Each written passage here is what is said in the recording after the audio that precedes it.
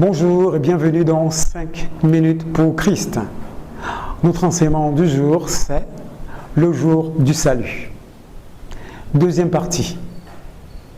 A tout de suite. 5 minutes pour Christ, c'est 5 minutes d'édification, de partage, mais surtout de transformation.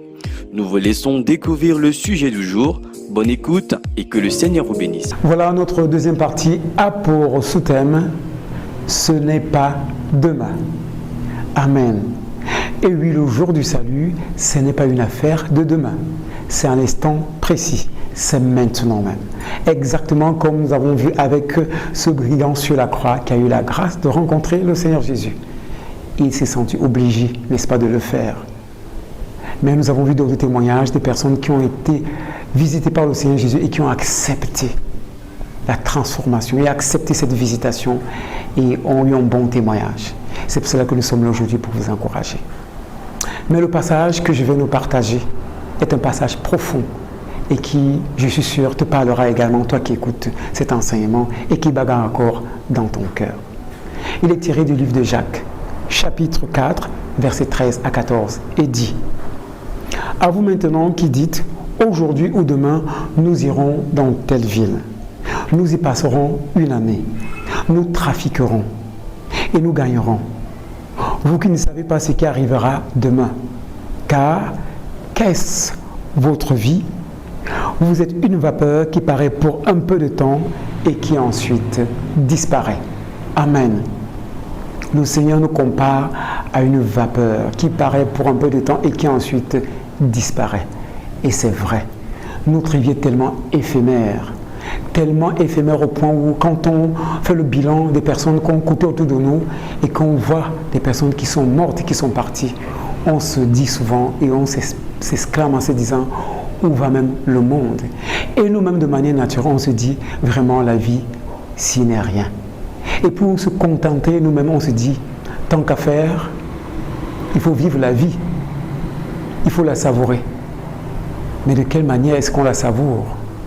Dans la débauche, dans les plaisirs de ce monde, des plaisirs trompeurs, qui sont façonnés par le diable pour nous conduire, bien évidemment, dans la perdition et dans l'égarement.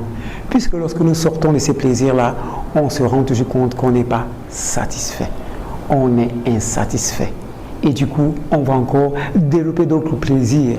Et ça nous entraîne dans une vie de totale perdition et de débauche. Et on se lance parfois dans la drogue et dans d'autres voies pernicieuses, soi-disant trouver des satisfactions en cela pour oublier nos problèmes du quotidien. C'est une grosse bêtise. Le Seigneur vient aujourd'hui toquer à la porte de ton cœur et il te dit: cherche premièrement le royaume de Dieu et sa justice, et toutes ces choses te seront données par-dessus tout. Parce que les plaisirs que Dieu nous donne dans la marche avec lui en Jésus-Christ ne sont pas des plaisirs éphémères. C'est un avant-goût du paradis. Et pour vivre cela, c'est en Jésus-Christ. Et je vous assure, Jésus-Christ n'est pas un homme pour nous mentir, parce que ce qu'il dit vient de Dieu, lui le créateur de toutes choses, et qui sait comment lui il t'a façonné, et il sait, lui le Dieu souverain, ce qui est important pour toi et ce qui est bon pour ton âme. Ce qui est bon pour ton âme, mon frère et ma soeur, c'est Jésus. Et il te dit que regarde le bilan de ta vie. Tu as cherché toutes ces voies, tu as marché dans toutes ces voies. Qu'est-ce que ça t'a rapporté? Rien du tout. À chaque fois que tu étais visité par la parole de Dieu, par un traité, par un prospectus, par une Bible qu'on t'avait offert ou bien par un enseignement que tu avais reçu, chaque fois ça te dérangeait. Tu dis un autre jour. Mais aujourd'hui, regarde-toi. Tu es devenu une épave. Le Saint te dit, il n'est pas trop tard. Ne remets pas demain. Qui sait, si tu meurs, peut-être tu iras en enfer. Si tu entends ce message, sache que c'est lui qui te parle. Ne remets pas à demain. Convertis-toi. Accepte Jésus et tu verras ta gloire. Amen. Voilà mon frère, si ce message t'a parlé, je vais t'inviter à prier. Seigneur Jésus, je te prie de me pardonner. Je t'ouvre mon cœur et je t'accepte comme mon Seigneur, comme mon Sauveur et mon unique Maître. Amen. N'hésitez pas à vous abonner à la chaîne et surtout à activer la cloche de notification pour être prévenu à chaque diffusion.